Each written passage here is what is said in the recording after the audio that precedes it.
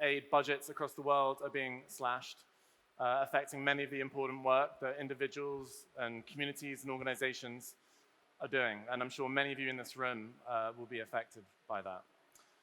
But we have an amazing lineup of 4 panelists to help guide us as to what help really looks like in this new era.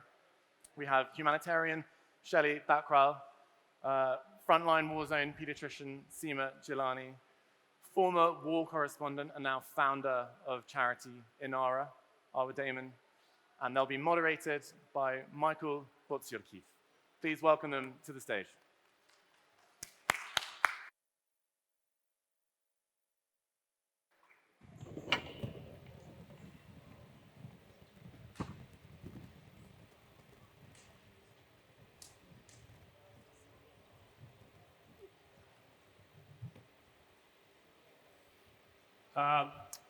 Gamar Joba Sakatvelo Rogor Har.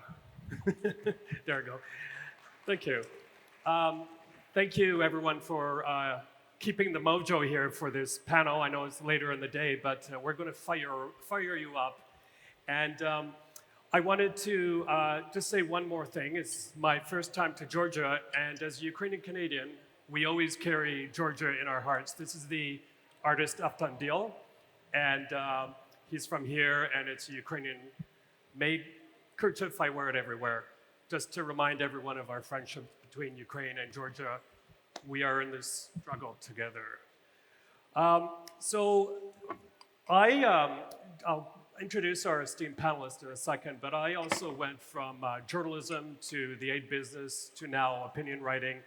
I've been the spokesperson of UNICEF in the occupied Palestinian territory, and briefly global spokesperson in Geneva, several emergencies, among the biggest, the South Asian earthquake and Cyclone Nargis.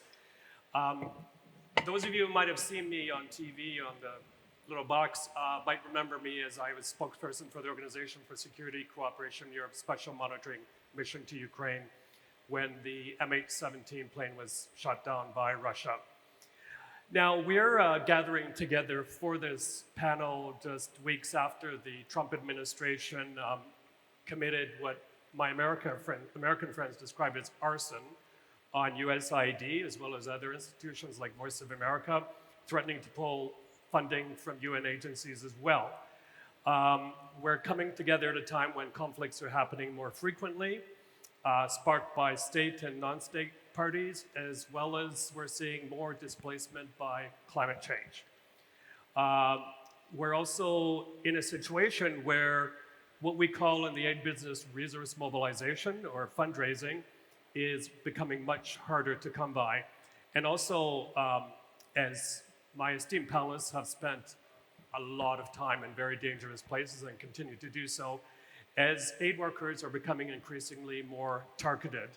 And as previously regarded safe havens, such as children's hospitals, schools, and kindergartens, whether in Gaza or Yemen or Ukraine, are becoming more increasingly targeting, raising the question we're going to talk about, are there any safe havens left for children?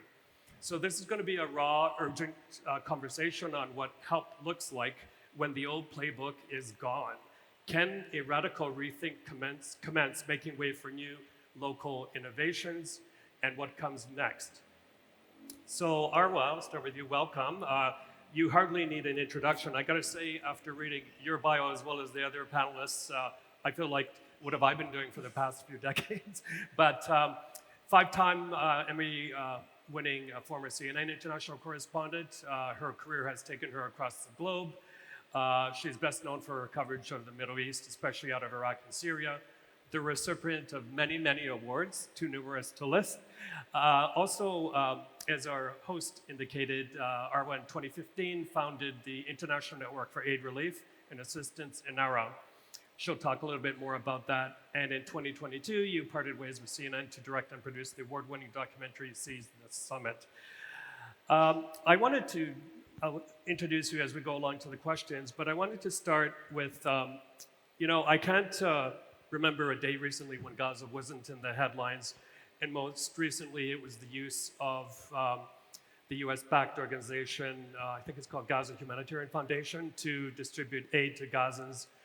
And we were talking earlier about how that basically equates the weaponization of, or militarization of aid. Tell us why you think it sets a very bad precedent. Yeah, hi, thank you for that lovely introduction. Thank you all for being here. So, I mean, we have increasingly been seeing aid being used as a weapon of war way before what has most recently been happening in Gaza. And specifically, so for those of you who don't know, the Gaza Humanitarian Foundation was set up both by the US and Israel as an alternative mechanism to aid distribution, alternative to the pre-existing system that existed in Gaza that was run by the various UN agencies as well as other smaller organizations like mine. And the premise for the whole entire infrastructure of the Gaza Humanitarian Foundation was the very false narrative, and I say this very deliberately, the false narrative that Hamas controls the aid. I myself have been to Gaza 4 times since October 7th. I and every single other humanitarian there has categorically stated that Hamas does not control the aid. However, this whole project went ahead despite great objections. And the sort of key, one of the many key problems with it is that, first of all, you're trying to feed 2.2 million starving people. And the whole system that the Gaza Humanitarian Foundation put into place forces these people to move like cattle to 4 distribution points to receive aid, meaning that they have to walk for hours because there's no transportation in Gaza. Now, compare 4 distribution points to what we, the humanitarian community, already have in place, which is 400. Add to all of that, they're not moving through safe zones. They're moving through active combat zones, through red zones. So there were a number of, flags that went up for everybody. First of all, you're forcing the community into potentially a deadly area. Secondly, the Israeli military, the IDF, despite, big statements on their part, they say they're not involved. They are involved. They're very close on the ground. They're very much in control of what's happening. Plus, it also forces the population to displace itself to these areas to be closer to be able to access aid. And the sheer tragedy of this is not just that, one, it wasn't necessary because the alternate solution was just to open the border and let the 10,000 trucks in and let us do our job, is that people are dying every single day trying to get aid. People are being shot at every single day trying to get aid. And I just want to share the story of this one young man who went on what was then day 2 of this distribution. And so they have to gather up super early because the site opens at 6 a.m. And so people gather on the road and they don't necessarily know exactly what time they're going to be allowed to move forward, but eventually they are allowed to move forward. And so he talks about how he's moving forward with a big group and then they get shot at. And so they scatter and he and his friends run towards the beach thinking that it'll be safer. But off the beach, they can see the Israeli military gunship that begins shooting at them. And then he writes, and these are specifically his words. He says, "I ran as fast as I could with bullets striking the ground around me. I managed to escape. I was lucky I didn't get shot, but I witnessed 4 people being shot, 2 young men, one in the head, the other in the neck, who died immediately. I also saw a little girl around 5 years old shot in the stomach, as well as another man who was dead." Says, "I can endure hunger a bit longer, but I cannot survive a bullet." This is not how you distribute humanitarian assistance. Briefly, are you fearful that this might become normalized? It might be used by other occupying forces or jurisdictions? Absolutely, absolutely, 100%. I mean, the precedents that are being set right now, not just when we're talking about Gaza, but in other parts of the world, are absolutely terrifying, especially when they're being set by the United States of America, that is meant to be upholding at least a semblance of certain, morals and ways of operating. Yeah, thank you for that, Arwa. Dr. Seema Jilani, Assistant Professor of Pediatric Hospitalist Medicine at Baylor College of Medicine at Texas Children's Hospital, where she trained. Her humanitarian aid work has taken her all over the world: Afghanistan, Syria, Iraq, Lebanon, Ukraine, to name a few, Gaza and the West Bank over the past 20 years. I found this very emotional and motivating. You've treated migrants on board refugee rescue ships. in the Mediterranean Sea, critically ill children on board medical evacuation flights, and responded on the scene after the 2020 explosion in the port of Beirut. I believe you were living there at the time. You've also briefed the UN Security Council, Senate Armed Services Committee, senior officials at the White House and NSC, member of the Council of Foreign Relations, and if you want to read more of her thinking and reporting, she's been all over, including New York Times, NPR, PBS NewsHour, The New Yorker, GQ Heroes, and The Guardian. Let's pick up on what was mentioned a bit earlier, that it seems there are fewer and fewer safe spaces for children, whether it be at school, in hospitals, even in their homes, of course. And I remember this video, might have been a couple of years ago, out of Gaza. I think she was in her younger teens. The girl was all over on TV saying, how am I supposed to fix this? How am I supposed to fix my life when everything around me is destroyed, including my family being killed? So you're a frontline pediatrician. Tell us about what you've seen in Gaza and kind of the wider implications of this when this urgent learning and care and so on cannot take place. Thank you for that illustrious and very long introduction. It's very kind of you, and thank you all for sitting with us for some difficult discussions. First, I need to pause and actually say I'm speaking as a private citizen. I'm not speaking on behalf of my hospital or my institution. And every time I say that, I also pause for us to reflect on why I have to say that. It's because our institutions have failed us. Because nothing I say up here is, everything I say up here is in the service of justice and humanitarian aid. And if there are organizations that cannot speak to that level, then that is quite frankly the shame on humanity, that I have to distance myself from an institution in order to speak freely. But this is where we are. I have, I was in Gaza in 2005, and prior to disengagement, 2014, or 2015 after the ground incursion of 14, and then most recently in this war as well.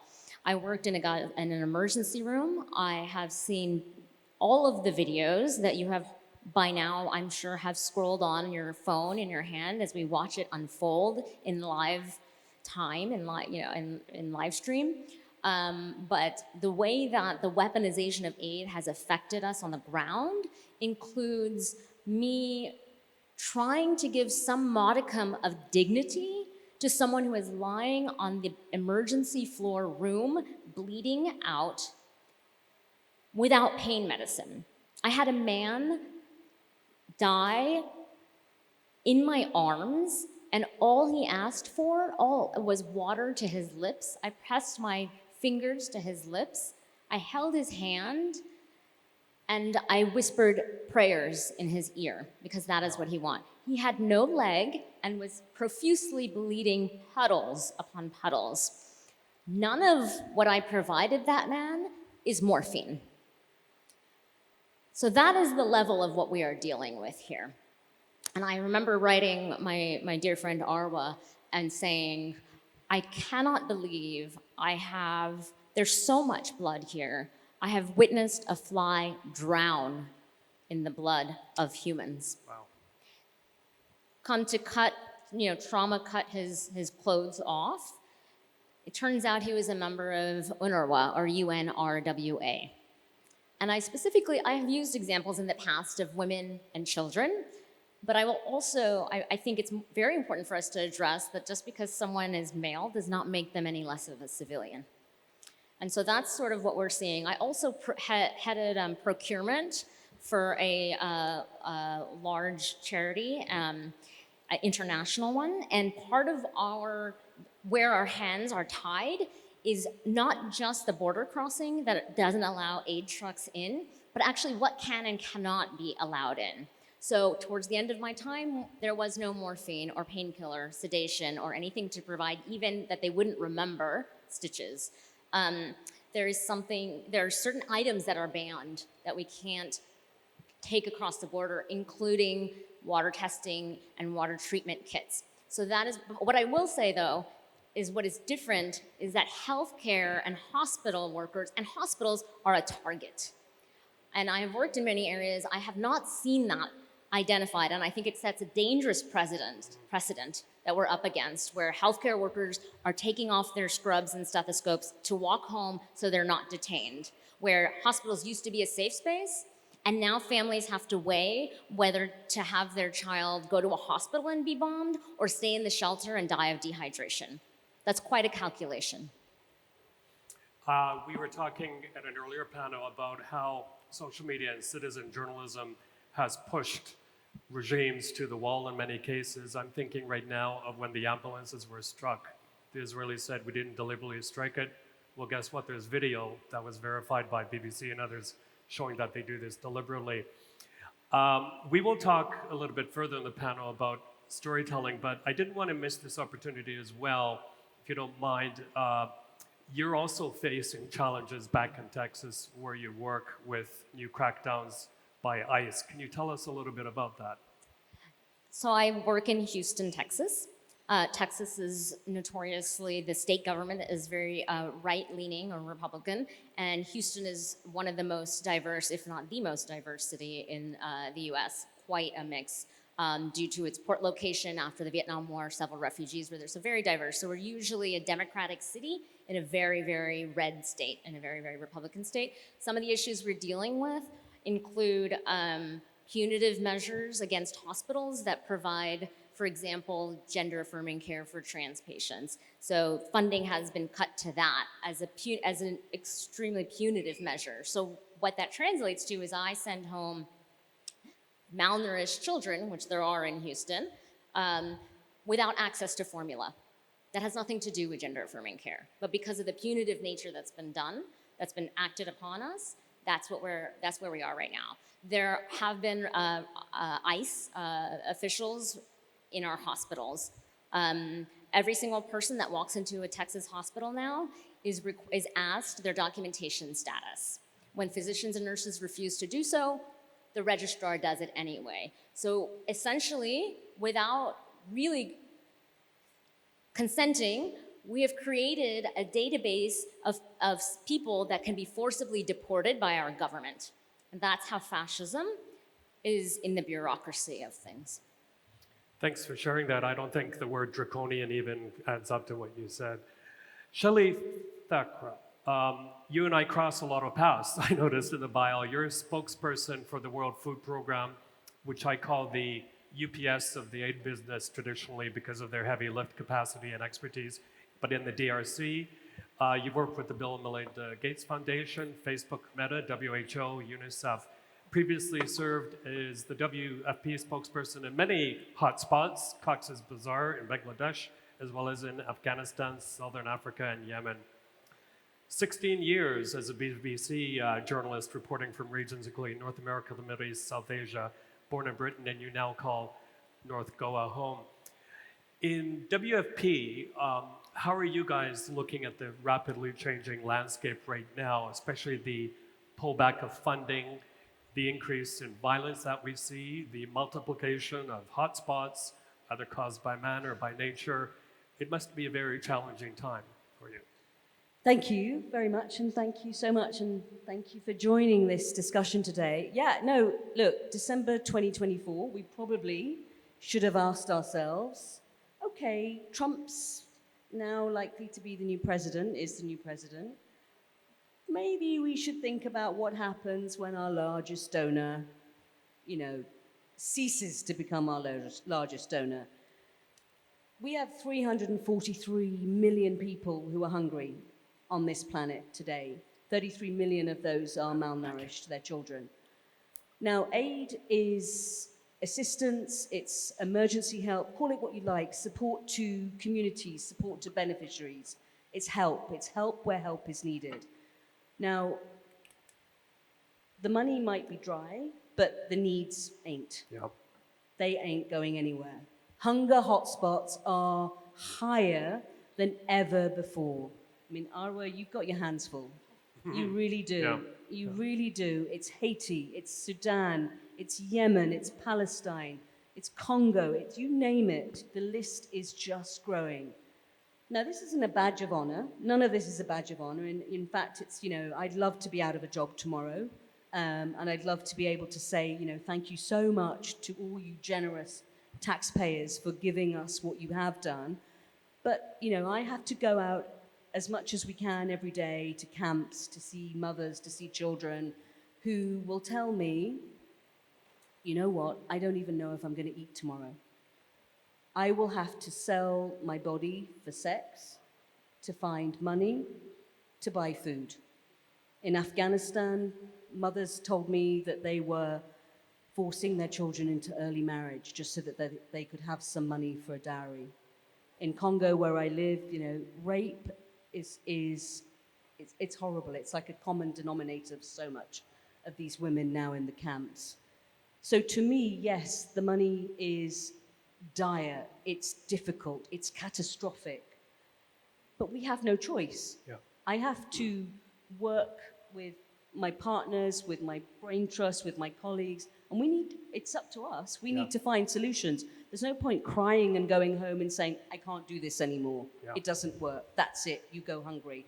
Yes, there are some people that I have to choose that are hungry or even more hungry. Yeah. What does starvation look like and who gets that meal? But we ain't going nowhere, and we have to and I'm sorry, I know it sounds really superficial, but we've got to try harder. The UN is going through massive change at the moment, and some of it for the good. It's good. It's important that we're leaner. UN80, it's really important that we think about ourselves, where we now stand in the world, and what our role is in the world. I can't bring myself to say his name, but let's just say the current occupant of the White House, the disruptor-in-chief, contortionist-in-chief. His administration has demanded quite severe cuts, and I saw a chart the other day that included WFP. How are you going to manage dealing with all these crises with less people on the ground? How does that work? Honestly, you have to choose. You have to make choices. Yeah. You have to really look deep into those communities and look at who is most vulnerable. And it's a horrible, who wants that job? Who wants to have to make that decision when the mother of 10 turns up, Yeah. she's malnourished, she's 20 years old, she can't even breastfeed, she doesn't know where the next meal is coming from, versus another mother who has 6 children and no husband and is just desperate to feed her kids. Who do I choose? And I'm not. It's not an open-ended question. I mean, there's methodology in how we make these choices. Yeah. There is. In terms of what does the household have? Is there some income? Are we able to support them? Can we give them other support? Can we give them training? Can we give them some jobs where we can give them food as well? There are ways, and we don't just do this on our own. We work at a local level. We work with officials. We have to work with de facto authorities. We have to look at where we can make the most innovative choices. But it's not easy. Yeah. Arwa, so let's look ahead. You told me you've learned working and running how to run a locally led organization. You told me everywhere we go, we operate like a local. Do local organizations that you're dealing with now have the capacity to pick up much of the work that remains out there, which seems endless? And how are you dealing with that? So I think what a lot of people don't realize, and maybe this is in the rhetoric, and like we were discussing this earlier, is it's almost as if when you say local, it's something condescending. Right. Yeah. And that kind of thinking needs to change. We need to understand when we're referring to communities in need, that just because they're in need doesn't mean that they don't know what they need or how it should be provided to them. So the way that we've set up my charity, Inada, and by the way, side note, Seema's also on my board, full disclosure, grabbed a good one, is that everywhere that we operate, our teams are of the community, from the community. And they're the ones that kind of, to a certain degree, dictate to us what it is that they need. They know our rough framework, they know what kind of different activities we provide, but they're the ones that are really helping put together exactly what it is that we're implementing. Because otherwise you end up with these ridiculous situations that we're seeing where, in Idlib in Syria, there's all this money for, democratization and social whatever building, but people are hungry. You end up in situations in Ukraine where, the donor insists that, they use a certain kind of tiling for winterization, but that doesn't actually suit the conditions in Ukraine. We need to start respecting the fact that people know their own people and they know how to deliver. And this point is just as, if not even more important. They are oftentimes better at delivering to their own people. If we just look right now at what's happening, in Gaza.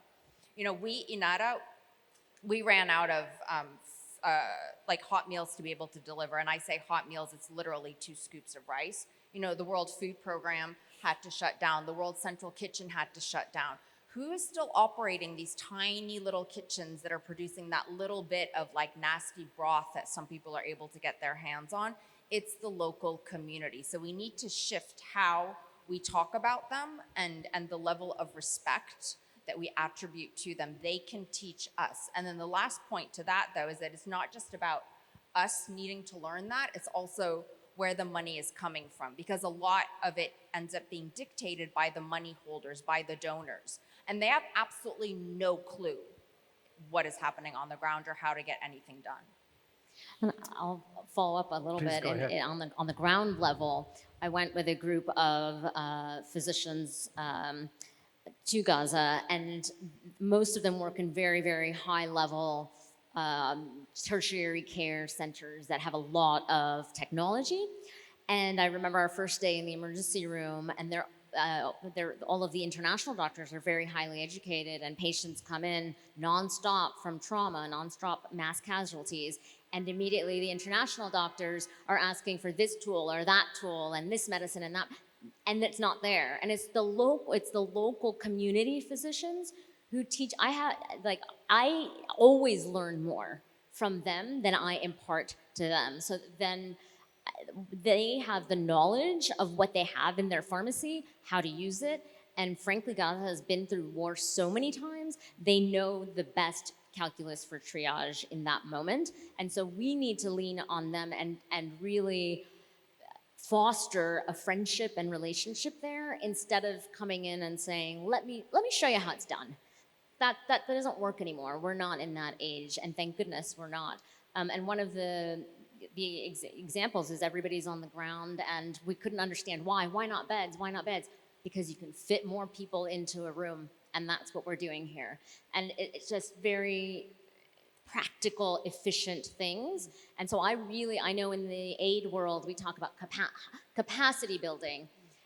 And it is one of those words that makes me cringe, because if they have a very high capacity population, and many places are, not most, but there are many places that are high capacity already. We're not doing them any favors, I promise. They need dignity, and they need hygiene, and they need respect. And then we can offer aid with that intention. And I just wanted to add to that, we're not the Western saviors. We have to stop thinking that when we hit the ground, we know everything. We don't. Yeah. We don't know the language, we don't know who are the leaders, we don't know who has control, who can help us get access. We need to talk to people who don't like us. We need to be upfront about that. We need to really make an effort and be very honest about it. I mean, MSF is fantastic in this field, as is WHO when they work on polio and they have to get vaccines in the hardest areas. Polio, one of the most difficult vaccines to deliver, right now, just because of resistance and lack of acceptance. We have to change that mindset. And you're right, community on every different level is key to knowing how do you change that perception? How do you build that trust? While you guys are talking, I was thinking the Floridian in the White House, if only instead of going to visit his golf course in Scotland, instead he goes to Gaza or to DRC or wherever and sees what's happening on the ground. hopefully it'll change his mind. I know President Zelensky said, come to Ukraine, I'll take you to the children's hospital that was bombed to shreds by the Russians. You'll have a different opinion. So I think maybe a lesson learned from what happened so quickly over the past few weeks of USAID closure and pullback of funding, diversification of funding sources, right? Including private sector, is that the way forward, you reckon? So people are, a certain organization, big or small, is less reliant on one major donor? Yeah, I mean, we were, I guess, fortunate to a certain degree at INATA in that we didn't have any funding from USAID. And so luckily we didn't have to, scale back on anything, but you really see the impact of what that has done kind of, across all of these different communities. And I just remember I went to Afghanistan in January, and this is the thing with USAID, right? It was supposed to be the part of America that makes America look good. And so I went to Afghanistan, which obviously never really had the levels of aid that it needed, less so now that, the Taliban has taken over. And I ended up going out to this village that had never seen a foreigner that didn't want to kill them. And for the first time in my life, children were scared of me. And it took me a while to coax them out. And I think it was in that moment where I kind of realized that we're also in this bizarre position of, de facto ambassadors for the rest of humanity to kind of say, we're not all evil and trying to kill you. And at the same time, we've been trying to, on a bit of a smaller scale, to try to go after the private sector, because a lot of these institutional donors, their grants come with a lot of restrictions, and you end up literally trying to turn yourself into a pretzel, round circle, square peg. How do I get this money? And then twist myself around so that I'm still doing what I know the community needs, because that's what the team on the ground is telling me they need. And how do I make all these different pieces fit together? So if we can actually go after more diverse funding, if we can get the private sector more involved, which they should be more involved if we're all going to talk about, this collective better world we're allegedly working towards, then we need to start looking at ways to actually engage them. And so, you come up with, these slightly out of the box ideas, but, so I recently was pitching a perfume company to donate to INATA, and that might seem completely out of the box, right? Like, what does perfume have to do with, kids that have survived war or refugees or anything, except that when you talk to the women and the young girls, they'll list the usual things that they need, right? Like underwear, hygiene, whatever, and they'll talk about how they miss home. And then a lot of them say, do you think you could just get me this perfume? And at first I was taken back by that. I'm like, why? And then it dawned on me. They miss the way they used to smell. It reminds them of who they were before, when they had dignity, the person who was there, the before of them. And so that's how I ended up pitching, this perfume company, by saying, look, like, we're not all these like separate silos. We need to break down these silos that we think things exist in and actually realize the parallels that exist between these different industries. And I would actually piggyback off it and say we're also the conversation, the tone of the conversation around USAID shutting down has been mournful and sort of almost in a funeral type procession of aid workers and humanitarian aid organizations. And where's our fund? Why not an opportunity? Was USAID really our best shot? I mean, how sad a commentary is that we were relying so heavily, not INARA, but other large organizations relying so heavily on USAID, where every single protein bar that's distributed has to have the US flag, has USAID. Like, unleash the shackles, we're done. Great. Maybe it's cleansing time. Go on your way, and now we diversify and get people who are actually interested in aid and not PR, right? Like, this is an opportunity to engage those. And the only way to do that is through really good storytelling, which both my colleagues, or all three of my colleagues here on the stage, lean into. And the aid world hasn't really made the jump to good storytelling. Definitely medicine hasn't, otherwise all my kids would be vaccinated. We don't know how to tell stories to make change happen. So this is what it's about here. Just to give you guys an idea of how absurd these cuts happen with the speed with which they happen, I was in Southeast Asia around the time the earthquake struck Myanmar. And after a delay, the US government sent 3 USAID employees to Myanmar to do an assessment. And I think they pledged some piddly amount.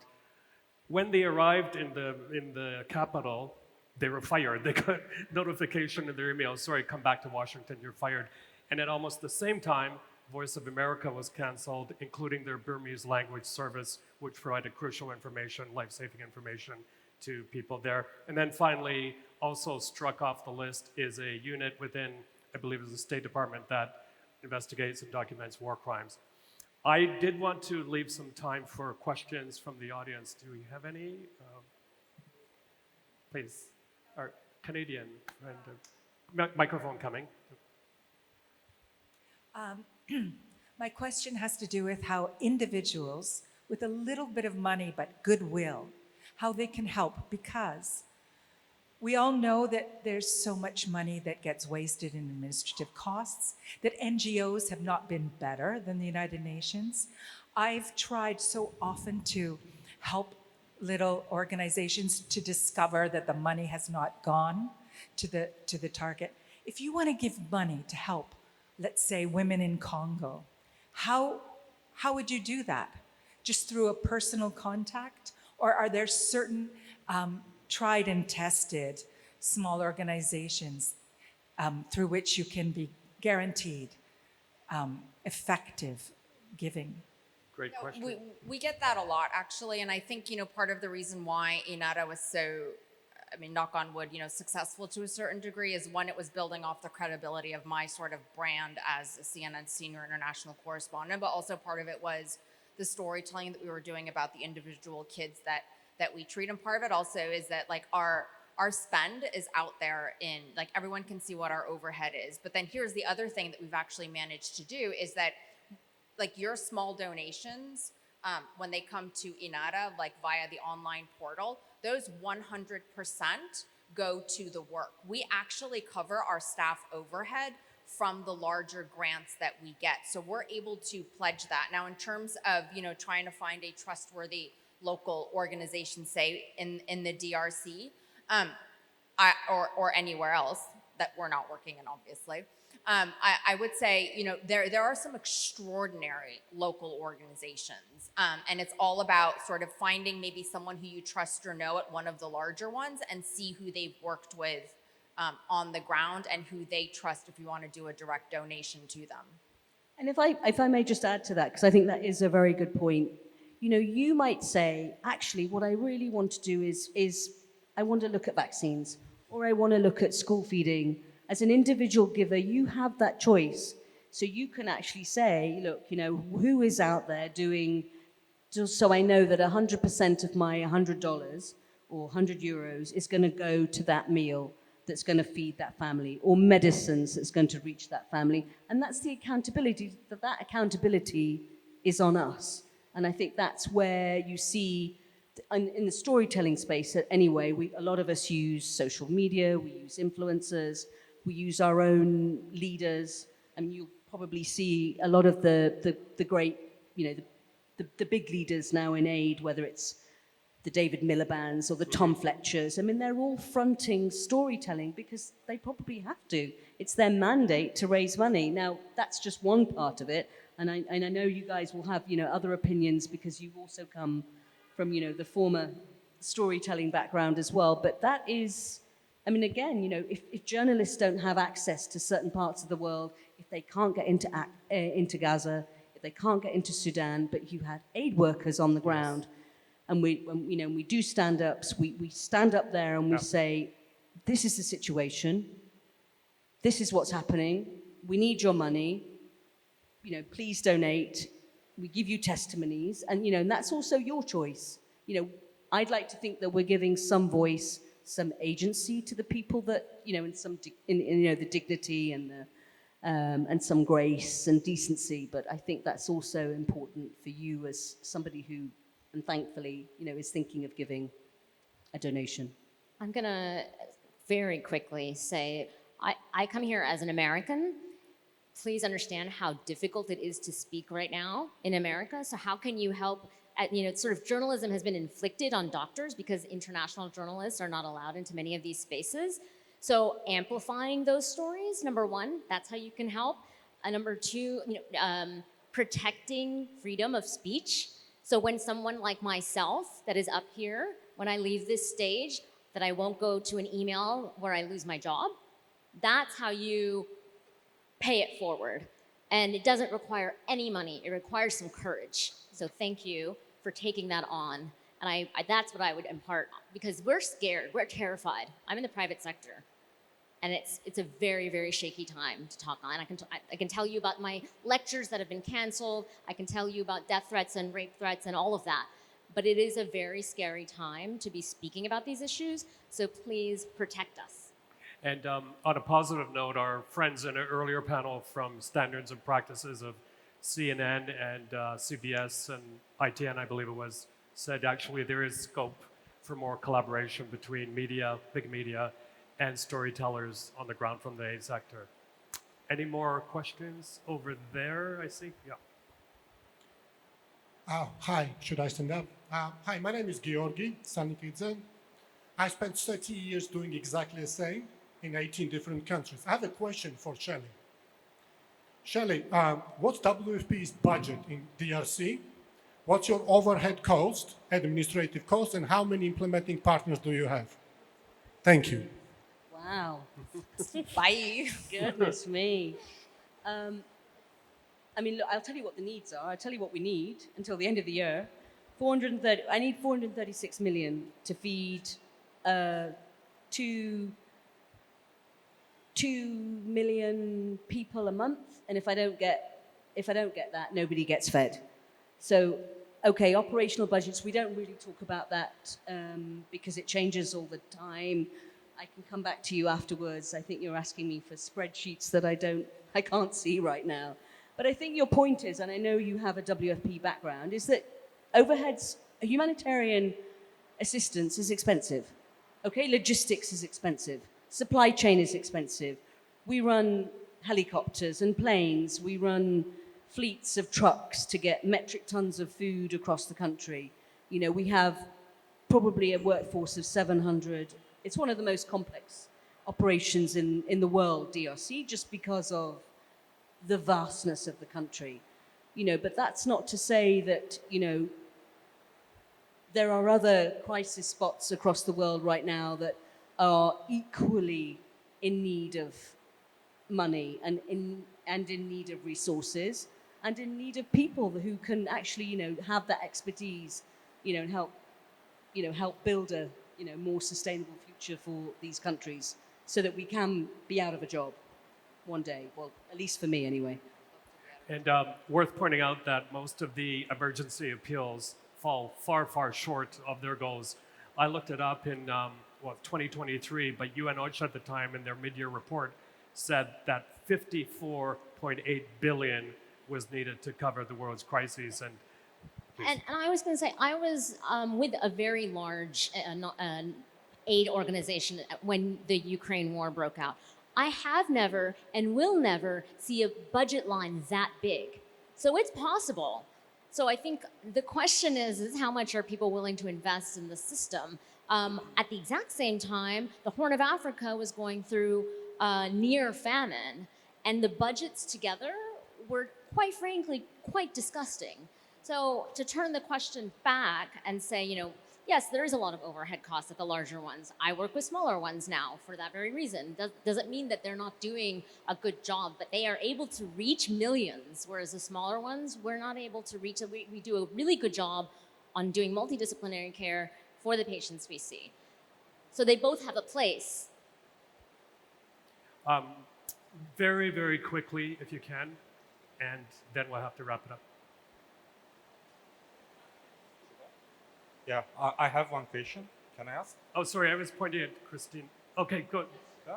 Well, my question is about inefficiency of international organizations in terms of managing the money, because I worked in United Nations High Commission for Refugees as an intern, and I see their employee, including me as an intern, enjoyed very high salary, while people we worked, they are super poor, like Afghans, Chechens, and the projects I see kind of didn't make sense to me in terms of money allocations. If you can get to your question, please. Yeah, because my question is that what kind of mechanisms can be implemented to reduce inefficiency of or price exaggerations? Okay, Christine, can you ask your question? We'll lump it together. Yeah, and I then- will just, excuse me. I'm journalist from Ukraine, and I will just continue to tell, like, when will stop to compete between the countries? How many money will receive one country or the other? In Ukraine, we have 5 million people who needs help. So even this largest number of the aid, it's about millions of people. So the question, we need to stop to compare. Yeah, You know? thank you for that. And I It's not realize that's competition. directed to me, so I want to address that. But I totally agree. I am loath to compare trauma and tragedy. But as somebody who worked in the field and the resource, we were buying millions of pharmaceuticals that the Ukrainian people were so generous with, and they told us, actually, we don't need this. Please stop sending us medicine. That was in parts of Kharkiv even. I've been and worked in Ukraine, and I respect somebody who says, actually, we're good. Actually, you don't need to, I think it's infantilizing to somebody to say, you need what I tell you. No, you tell me what you need. And that wasn't it at the time. So I agree that we can't compare. We should and can be comparing budget lines, because that is a monumental difference, and we should be reflecting and asking ourselves why, and sitting with the discomfort of why those numbers are where they are. I think just to close up on that too, I mean, let's be blunt about it, right? Like, the world is biased, and certain conflicts attract more media attention, and as such, more money. But to your question about, INGOs, so I think, Shelley, you'd probably be better off to answer that, because like I said, at INATA, like, we don't have that breakdown of, expat versus local. And like, frankly, when I was in Gaza, I was driving around in a tiny little car that ran on 2 gas cylinders. So we're very frugal with the money we spend, but that's also because our entire team, like, put me aside, our entire CEO on down are all people who have a certain level of personal experience with what it means to be war. To be a refugee and to survive war, and that makes a huge impact on the way that we operate and how careful they are with every single dollar. I think I speak on behalf. I've actually been told that because there's such a raging storm outside, that you have drummed up with this conversation. We can take more questions. Great. This is the aid gods. Excellent. No one can leave. We literally can't leave. Yeah, it's raining. So Sorry, can I take it on a micro level? A micro Thank you so level. much. I work in the largest children's hospital in the world. I see patients that have pediatric patients that have cancer, next door to a pediatric patient that has sickle cell anemia, next door to a patient who is otherwise healthy and needs some asthma treatments.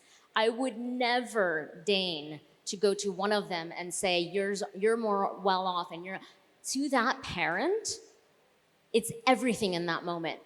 And I want to clarify if I misspoke, but I completely understand that comparison, and I hope that that certainly wasn't my intention. It was the intention to consider where the budget line comes from and why. But I would never take somebody with a pneumonia and say, oh, look at cancer. That's not how it works, and I completely respect your opinion.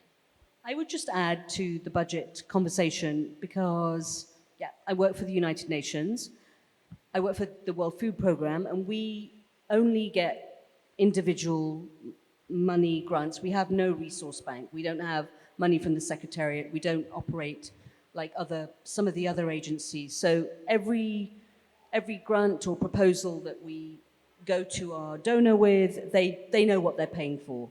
So, there is that accountability. And I think, in terms of having, you do need to have a degree of international expertise, sometimes around the humanitarian principles that we work with, whether that's about access and neutrality, but also we have a really strong, national team on the ground at all times, and that to me is, you know, that's the bread and butter.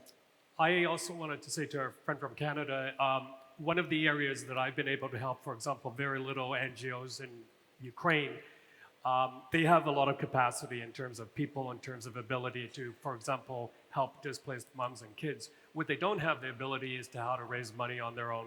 So, for example, we've given them assistance in starting GoFundMe pages, things like that, helping to transfer money from outside to Ukraine. And then also, any of you really who have certain skills, for example, architecture, I think not only Ukraine, but elsewhere in the world, those skills can be also lent or volunteered to help develop housing for displaced people, shelters, that sort of thing.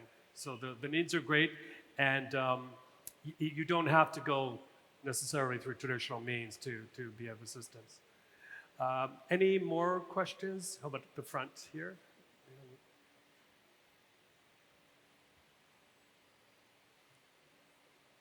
Microphone's coming, I think. Sorry, can we get the microphone?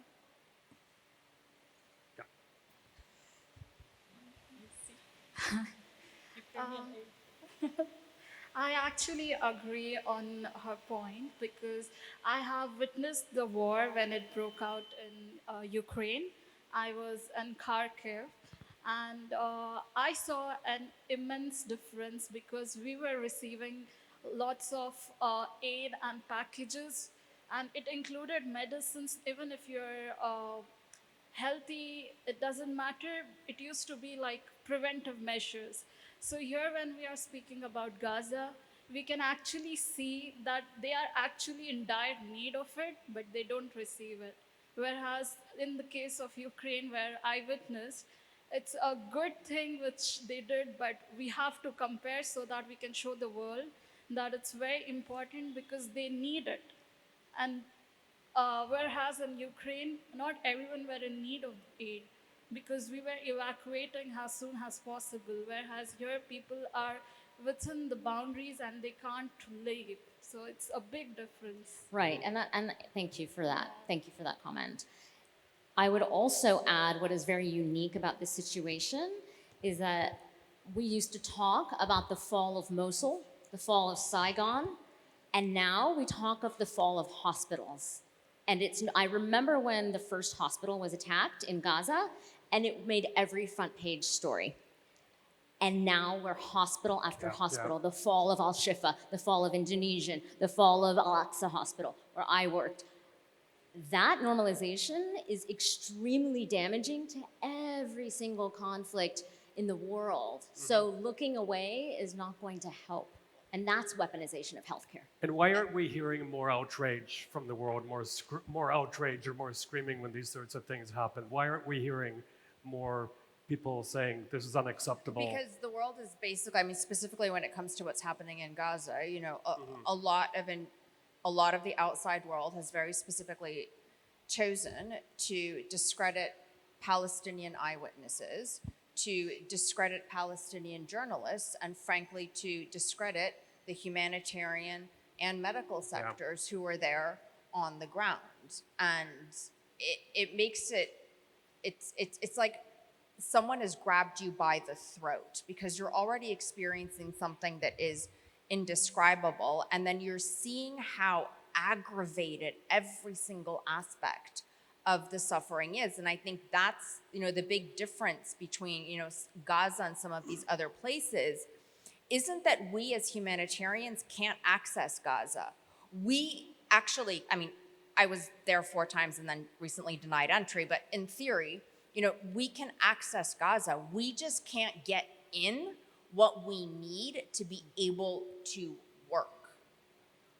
Yeah, I've got the signal to wrap up. Arwa, Seema, Shelley, I think I speak on behalf of all of us where we salute your service. We pray for your safety. Thank you for everything you're doing. And thank you to the audience and the organizers for having us. Also, to give you more strength, I brought you chocolates from Ukraine called Strong Ukraine to give you strength. So thank you, everyone. Thank you. Thank you so much. They're not cigarettes.